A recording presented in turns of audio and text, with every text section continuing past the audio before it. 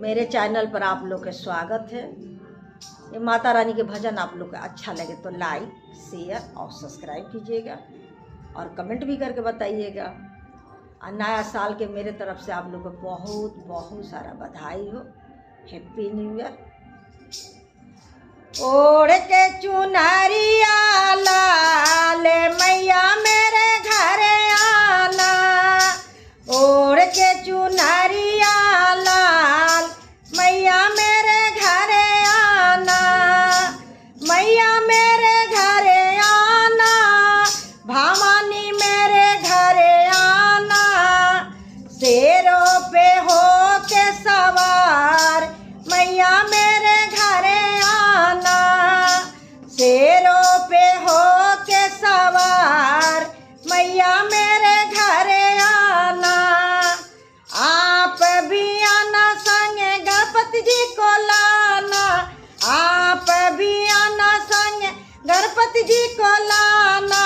रिद्धि सिद्धि दयाल मैया मेरे घर आना, रिद्धि सिद्धि दयाल मैया मेरे घर आना, ओढ़ के चुनरिया लाल मैया मेरे घर आना। आप भी आना संग लक्ष्मी जी को लाना, आप भी आना संग लक्ष्मी जी को लाना, हो जाए सब माला माल मैया मेरे घर आना, हो जाए सब माला माल मैया मेरे घर आना, ओढ़ के चुनरिया लाल मैया मेरे घर आना। आप भी आना संग राधा जी को लाना, आप भी आना संग राधा जी को लाना, देखेंगे बंसी के कमाल मैया मेरे घर आना, देखेंगे बंसी के कमाल मैया मेरे घर आना, ओढ़ के चुनरिया लाल मैया मेरे घर आना। आप भी आना संग सीता जी को लाना, आप भी आना संग सीता जी को लाना, देखेंगे धेनुष के कमाल मैया मेरे घर आना, देखेंगे धनुष का कमाल मैया मेरे घर आना,